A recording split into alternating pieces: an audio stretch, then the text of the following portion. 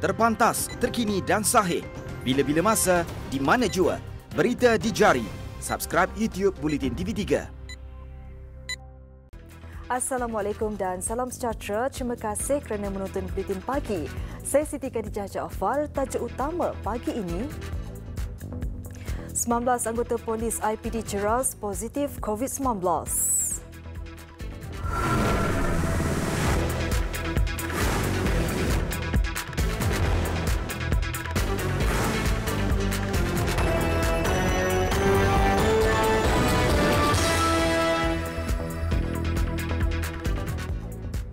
Assalamualaikum dan salam sejahtera.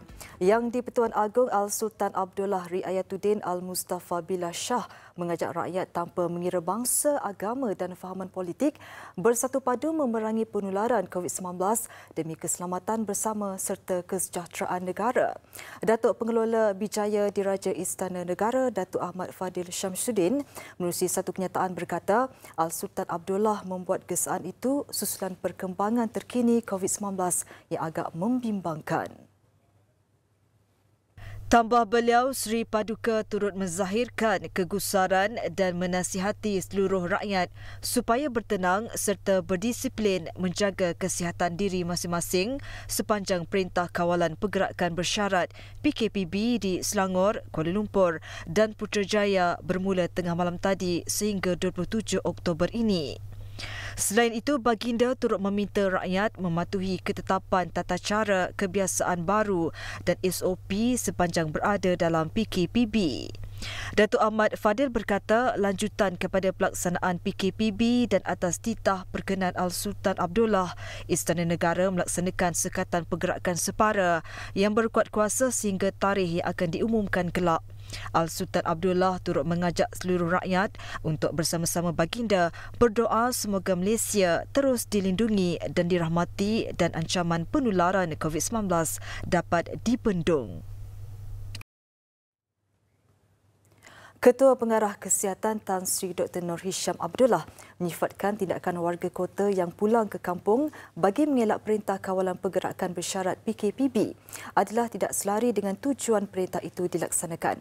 Hal yang demikian kerana PKPB dilaksanakan bagi memastikan lebih ramai rakyat duduk di rumah sekiranya tiada urusan penting di luar sekaligus memutuskan rantaian COVID-19. Bahaya yang kita balik ke kampung, kita tak pasti sama ada kita adalah pembawa virus tersebut. Dan kita sepatutnya melindungi orang tua kita di kampung kerana dengan usia mereka yang lanjut, mereka lebih terkesan dengan jangkitan COVID-19.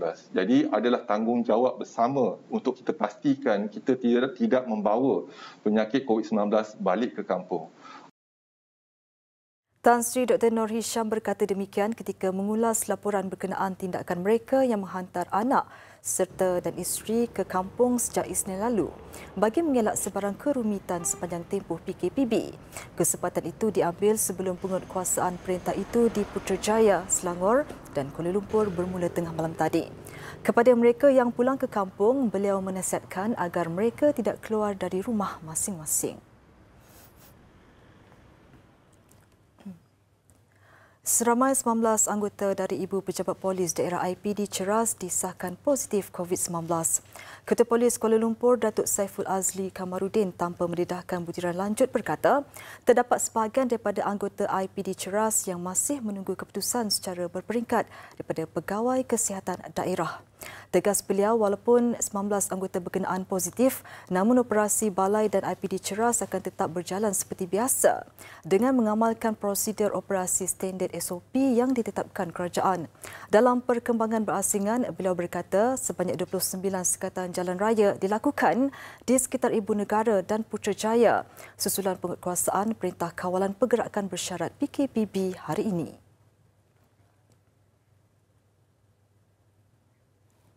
Beberapa kaki tangan Pusat Pungutan Zakat Majlis Agama Islam Wilayah Persekutuan PPZ Mawib positif COVID-19. Perkara itu disahkan oleh Ketua Pegawai Eksekutifnya Ahmad Syukri Yusof dalam satu kenyataan. Justru semua petugas diarah menjalani ujian saringan dan diletakkan di bawah pengawasan kuarantin. Tambahnya, PPZ Mawib juga sedang bekerjasama dengan Kementerian Kesihatan untuk mengawal penularan. Ia bagi memastikan kesihatan dan keselamatan kaki tangan PPZ Mawib dan orang awam terjamin. Pelaksanaan sanitasi di semua premis juga dijalankan. Susulan itu, Ahmad Syukri berkata PPZ Mawib dijangka beroperasi semula pada 28 Oktober ini. Dalam perkembangan sama, seorang kaki tangan di Menara Public Bank Ibu Negara turut disahkan positif COVID-19. Public Bank dalam satu kenyataan memaklumkan pekerja berkenaan tidak datang bertugas sejak 10 Oktober lalu. Pihaknya juga sudah pun membersih dan melakukan sanitasi semua kawasan umum. Pembasmian kuman juga akan dijalankan di seluruh bangunan. Semua kaki tangan yang berhubung rapat dengan kaki tangan terbabit dikuarantin di rumah dan diuji untuk COVID-19 di hospital swasta yang dilantik oleh bank itu.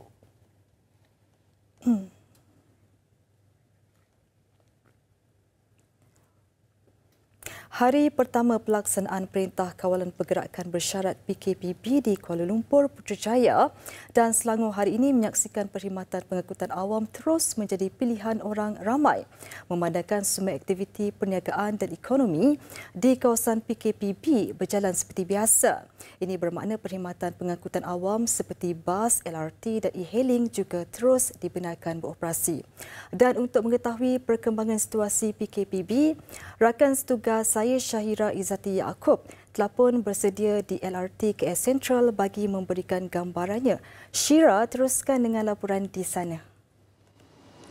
Baik, Assalamualaikum dan salam sejahtera. Terima kasih Siti Khatijah Jaafar di studio.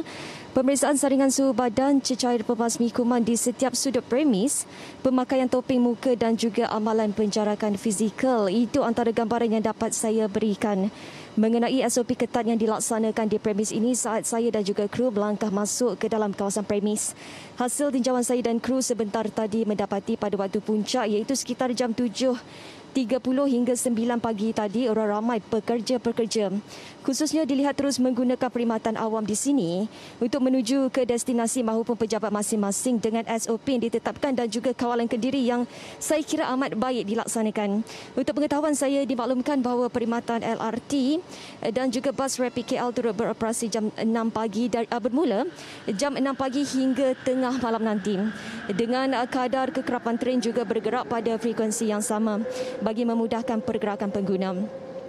Baiklah Kathy, tak banyak yang dapat saya kongsikan buat masa ini, cuma sedikit keadaan di sekitar KL Sentral ini di mana khidmat polis bantuan digerakkan ke seluruh stesen bagi memastikan pematuhan SOP orang ramai. Jadi apapun suka untuk saya ingatkan kepada semua yang bakal menggunakan perkhidmatan awam, sila amalkan norma baru bagi sama-sama kita rakyat Malaysia mengekang wabak COVID-19. Baiklah, sekian sahaja laporan dari KL Sentral. Kita kembali ke studio. Silakan. Terima kasih Syahira, selamat menjalankan tugas di sana. Seterusnya, pilihan raya umum atau negeri tidak sesuai diadakan ketika pandemik COVID-19 melanda negara. Pengerusi Suruhanjaya Pilihan Raya SPR, Datuk Abdul Ghani Saleh berkata, berdasarkan pengalaman SPR adalah sukar untuk mengawal aktiviti perhimpunan rakyat ketika ia berlangsung. Sebab apa kita ni dah jadi tradisi di negara kita ni, biasa nak berkumpul, nak berjumpa house to house campaign, di mana yang ini pada saya kita melihat bahawa amalan ataupun jarak sosial ni agak sukar untuk diamalkan. Yang ini kita lihat sebagai salah satu punca mudahnya wabak ini merebak. Beliau berkata demikian ketika diminta mengulas mengenai pilihan raya negeri PRN Sarawak yang dilaporkan akan diadakan dalam tempoh terdekat.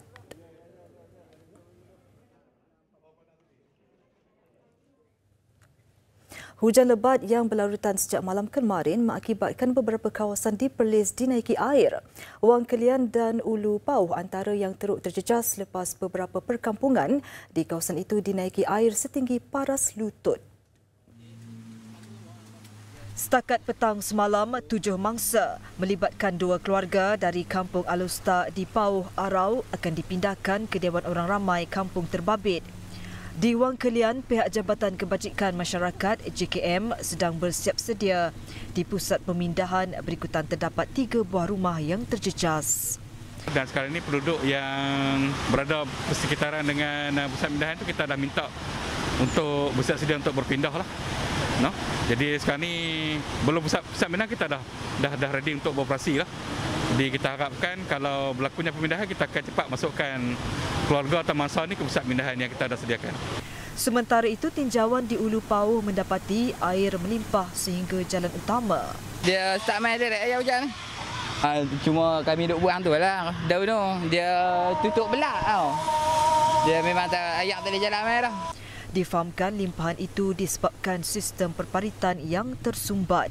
Jadi JPI bersama kita untuk bawa backhoe tu untuk cengkau tu untuk menarik tumbuhan ni supaya dia tak tersumbat dalam parit. Dalam tinjauan lain mendapati hampir keseluruhan sawah padi di kawasan Arau dan Kangar ditenggelami banjir. Pintu empangan Timata Soh juga difahamkan dibuka untuk pelepasan air. Bagaimanapun, menurut pengarah JPS Negeri Asnul Azhan Abdul Manap, paras air di semua sungai di Perlis masih dalam kawalan.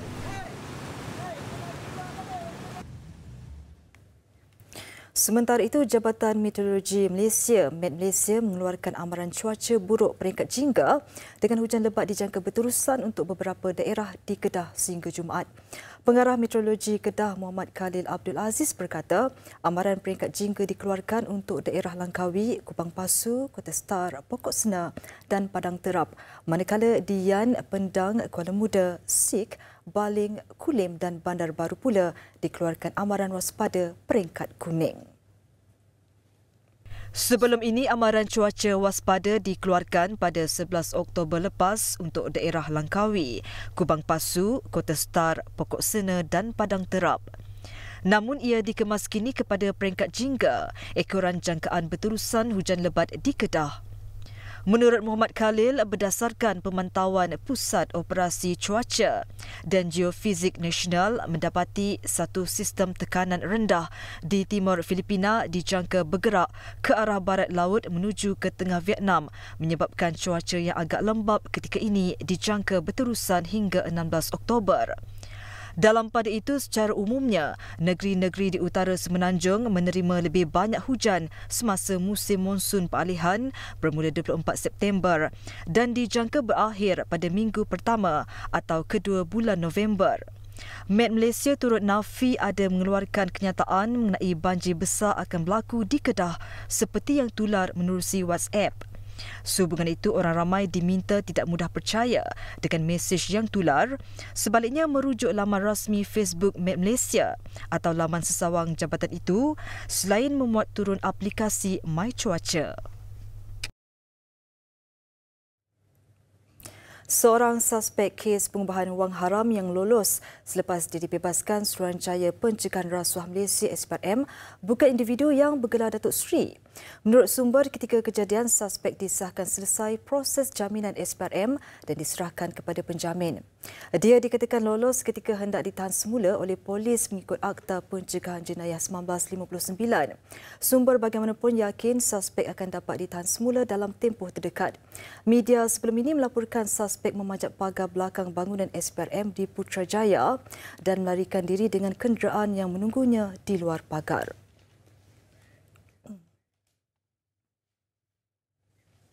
Seorang inspektor polis mengaku tidak bersalah di Mahkamah Session Shah Alam atas dua pertuduhan menerima suapan RM10,000 2 tahun lalu. Tertuduh Muhammad Aimi Mahjudin membuat pengakuan itu di hadapan hakim selepas pertuduhan dibacakan. Mengikut pertuduhan, dia yang bertugas di bahagian siasatan jenayah Ibu Pejabat Polis Daerah Kajang didakwa menerima suapan itu daripada seorang individu sebagai dorongan mengurangkan jumlah pertuduhan atas kesalahan memiliki barang curi. Muhammad Aimi didakwa di bawah Seksyen 17(A) Akta Suruhanjaya Pencegahan Rasuah Malaysia 2009 dan boleh dihukum di bawah Seksyen 24 Akta yang sama. Bagi pertuduhan pilihan, tertuduh didakwa di bawah Seksyen 165 Kanun Kesiasaan dan jika sabit kesalahan boleh dipenjara tidak lebih 2 tahun atau denda atau kedua-duanya sekali. Mahkamah menetapkan tertuduh diikat jamin RM8,000 dengan seorang penjamin serta perlu melapor diri ke SPRM Selangor setiap awal bulan. Tertuduh juga perlu menyerahkan pasportnya kepada mahkamah dalam jangka masa 1 bulan dan akan dibicarakan semula pada 17 November depan.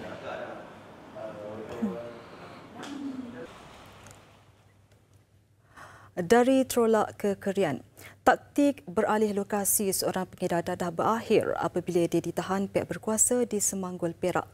Menurut Ketua Polis Daerah Kerian Superintendent Mazuki Mat, pemeriksaan mendapati suspek juga mempunyai 5 kes lampau berkaitan dadah. Serbuan dilakukan di sebuah pondok kosong di Simpang 4 Semanggol Ahad lalu oleh pasukan polis dari bahagian siasatan jenayah narkotik IPD Kerian. Dia dipercayai aktif mengedar dadah sejak sebulan lalu. Pemeriksaan di dalam pondok menjumpai 7 paket plastik lutsina disyaki berisi dadah jenis heroin, 5 paket lutsina berisi dadah metafetamin dan 1 paket lutsina berisi ketulan mampat ganja. Hasil surat siasat yang dilakukan ke atas suspek, kita dapati suspek mendapat bekalan dadah ni daripada pengedar tempatan. Dan pihak polis juga sedang mengesan dan menjejaki rangkaian sindiket yang terlibat dengan suspek ni. Nilai keseluruhannya dianggarkan RM7,580. Hasil saringan awal air kencing, suspek positif dadah jenis morfin. Dia kini direman 6 hari. Polis sedang memburu 2 lelaki termasuk ketua geng Kana yang dipercayai terbabit dalam kes pecah stor dan melarikan kenderaan di kawasan Lembah Klang. Ketua Polis Daerah Sepang Assistant Commissioner Wan Kamarul Azran Wan Yusof berkata, Ketua Kumpulan Berkenaan Supramaniam G. Arumugam 43 tahun berasal dari Dengkil. Manakala seorang lagi suspek hanya dikenali sebagai Enenda. Kedua lelaki terbabit sedang dijejaki susulan penahanan 7 suspek yang dipercayai memecah masuk stor kenderaan di Cyberjaya pada 5 Oktober lalu dan melarikan 2 lori bersama peralatan. 7 suspek itu ditahan pada 8 Oktober lalu di Kampung Pulau Meranti, Puchong, Selangor.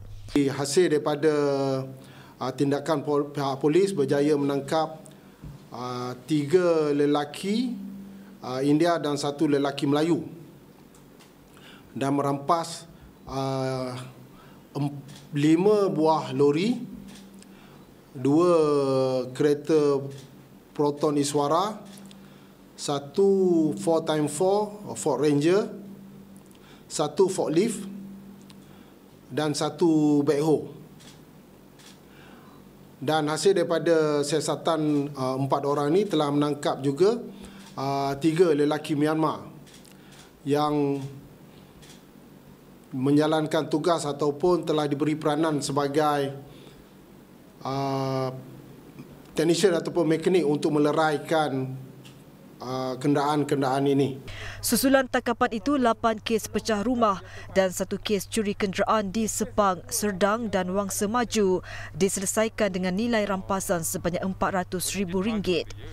Kes disiasat di bawah Seksyen 457 dan 379A Kanun Keseksaan. Agensi Penguatkuasaan Maritim Malaysia APMM Terengganu menenggelamkan 9 bot Vietnam yang dilucutkan hak untuk dijadikan tukun tiruan di perairan Pulau Susudara berhampiran pulau perhentian. Tukun berkenaan diberi nama Tukun Segantang sempena memperingati jasa KM Segantang yang berusia lebih separuh abad. Kapal tertua maritim Malaysia itu berjasa dalam operasi di perairan Terengganu sebelum diserahkan semula kepada TLDM. Pengarah Maritim Terengganu, Kapten Maritim Muhammad Sufi Muhammad Ramli berkata, sejak 2015 hingga 2020, KM Segantang merampas 80 bot nelayan Vietnam yang menceroboh perairan negara. Untuk statistik, rekod kita dah menenggelamkan sebanyak 356 buah bot rampasan APMM di seluruh negara lah, dan melibatkan 350 buah bot kita tenggelamkan di sepanjang pantai timur kita, dan 155 buah bot yang ditenggelamkan di perairan Terengganu sahaja kita dah laksanakan sepanjang 2006 sehingga tahun inilah 2020. Lokasi menenggelamkan Tukun Segantang dipilih sangat strategik selaras kajian ISMAT kerana berada pada kedalaman 26 meter serta 9.4 km dari pantai Kuala Besut. Dalam bulan lepas kita dah labuhkan sebanyak 16 tukun di kawasan perairan Benting Lintan di Besut dan juga kawasan perairan Kuala Ibai di Kuala Terengganu yang melibatkan kos yang kira-kira RM500,000. Satu tukun dengan seberat kira-kira 16 tan bagi setiap bongkah tukun.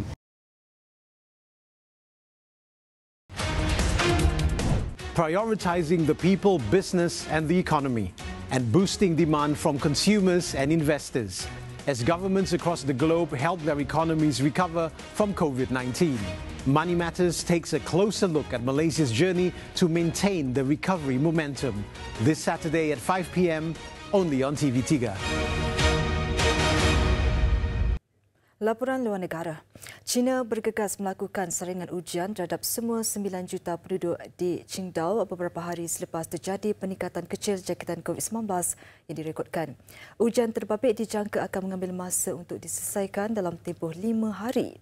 Puluhan kes positif baru yang direkodkan di Qingdao dipercayai berhubung kait dengan kluster sebuah hospital yang merawat individu positif wabak berkenaan. Semalam 6 kes jangkitan dan 6 lagi kes asimptomatik dikenal pasti di bandaraya itu. Sehingga kini China merekodkan jumlah keseluruhan 91,305 kes dengan 4,746 kematian dicatatkan.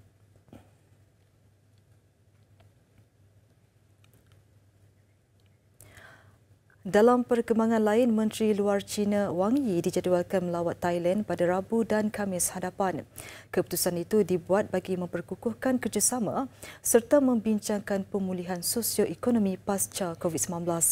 Wang dijadual melakukan kunjungan hormat ke atas Perdana Menteri Prayut Chan-o-cha selain bertemu timbalan Perdana Menteri dan Menteri Luar Don Pramudwinai.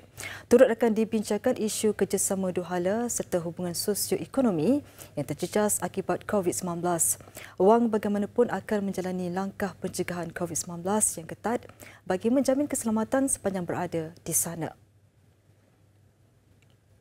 Seramai 23 orang terbunuh dalam beberapa siri serangan di tengah Mali.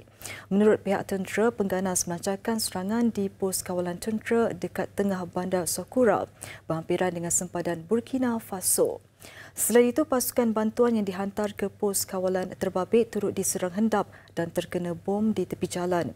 12 orang awam termasuk seorang bayi dan 9 anggota tentera antara yang disahkan terbunuh dalam serangan berkenaan. Serangan berlaku beberapa hari selepas pembebasan pekerja bantuan Perancis ditawan di Mali Utara oleh kumpulan yang mempunyai kaitan dengan Al-Qaeda.